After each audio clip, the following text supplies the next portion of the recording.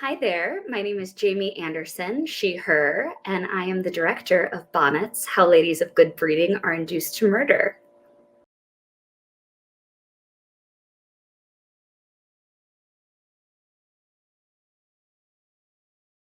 So it's been such an interesting challenge having to go from conceiving a stage production to a virtual production. We actually had three different iterations of how we were approaching this piece. First was happening in our flexible black box space, and we were going to have it set up in a thrust configuration. I was planning on utilizing a lot of the balconies and really surrounding the space with the 15 humans that we have in this cast. And then once the pandemic hit, our department really tried all that they could in order to make it work within this space and utilize this outdoor amphitheater that we had. And so I started to really work with what does that mean? It's a very circular space, and the way that it's structured feels very much in line with, our origins in Greek theater. And so I was really focusing on the idea of ritual and how we could incorporate that within this community of women bonnets, people bonnets, and how we can make that play to this outdoor space. And then, of course, we got the news that unfortunately that was not going to be possible due to the guidelines through our university.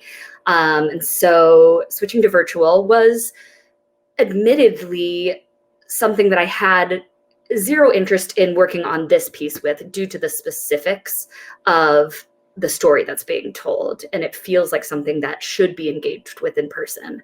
But I have to say that I am floored by the way that this team has met this moment, as well as this cast, and the ability to be flexible and take big risks and make large choices has been so exciting to me on so many different levels, in a hugely surprising way that I never anticipated.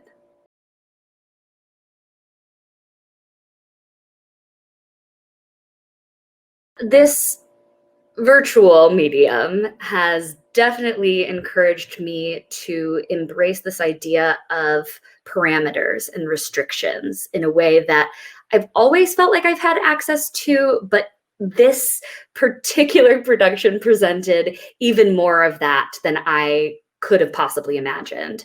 And what I have found is that when you're placed into a specific scenario, that's when the most innovation can happen. I think case in point, you'll see that in the intimacy work that happens within this play, as well as the fight work that happens within this play. It's very exciting to me, and how much you get access to the actors in their eyes, and the ways that you get an inside look that you wouldn't necessarily if you were in the same space. And so we've really worked on cultivating this environment, particularly amongst the actors. I guide us in meditations every day, and we have, very in-depth, very vulnerable talks about the subject matter of this oppression that these people are enduring, and how it all relates to what we're currently meeting in this political moment we find ourselves in.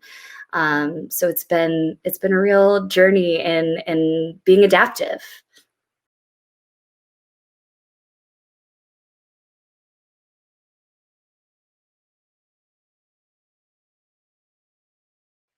So there were a lot of things about the live production that I wish we could have shared with you all this evening.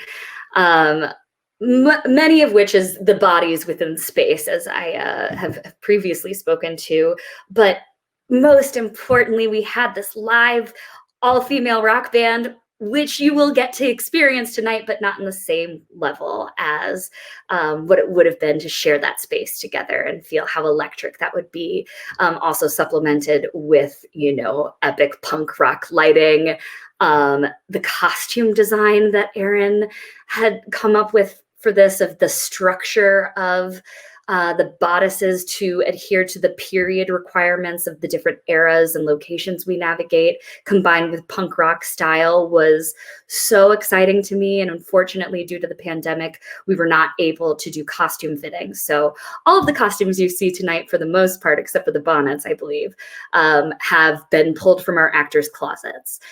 So you'll get these titles that will say what era we're navigating, as opposed to the beautiful costume work that you have gotten to get a little taste of in Aaron's theoretical project, as well as this window that Rachel created to represent the character of God, and this kind of broken down, feels kind of like a broken down church in a post-apocalyptic world to me. And these humans are all meeting to figure out how they might address all of this head on, and things get a little wild.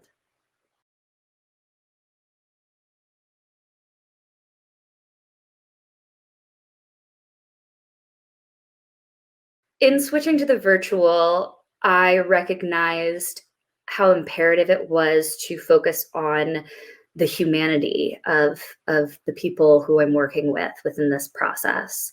I think it's really easy for us to sit behind these computer screens and forget that there are human beings that we're sharing this space with, even if we are in disparate locations. So for me, it was really about honing in even more so on creating an environment that is fully inclusive and representative, especially meeting the political moment we find ourselves in. Over the summer, as I was still working on this, we had, the resurgence of the Black Lives Matter movement, around the deaths of George Floyd and Breonna Taylor, and too many names to mention. So that caused me to reflect on my own feminism and what feminism meant to me. And so that became truly the pinnacle for me of how to approach this piece, and then how to find ways to relate it to what we're experiencing today, which we can kind of do in a interesting, exciting way to me in the virtual context that I don't know if we would have fully been able to if it would have been on stage.